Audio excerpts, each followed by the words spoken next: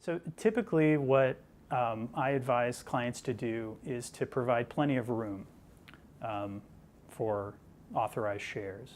And so typically that will be a fairly high number. The sort of the standard is 10 million shares as authorized shares in the certificate of incorporation.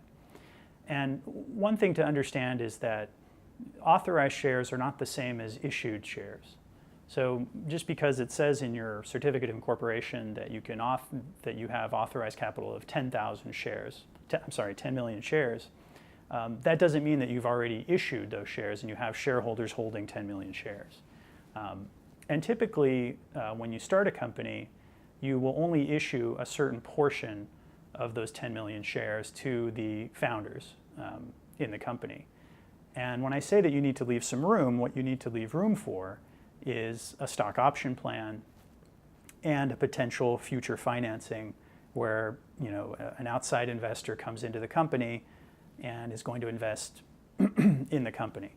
So often investors will come in and they'll want preferred shares. So they'll want shares that have special rights and shares that can be converted into common stock.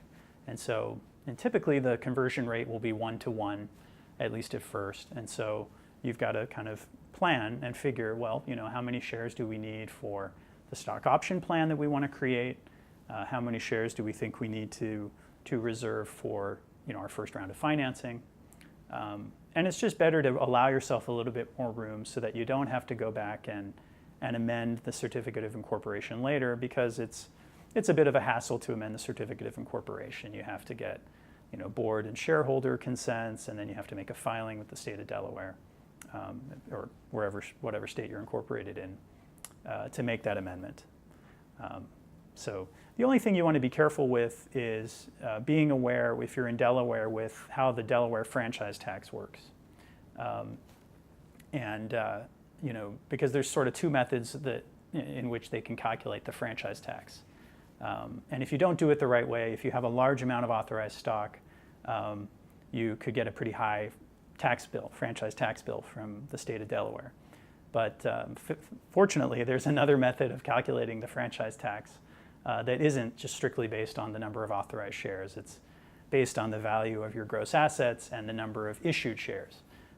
And typically for a startup company that doesn't have much in terms of assets, just getting started, they can kind of control the amount of that franchise tax. It won't be a significant amount going forward, but just something to keep in mind in terms of authorized shares. But yeah, typically the tried and true method is to provide plenty of room for your stock option plan and for any other issuances of stock that you plan to do in your early years.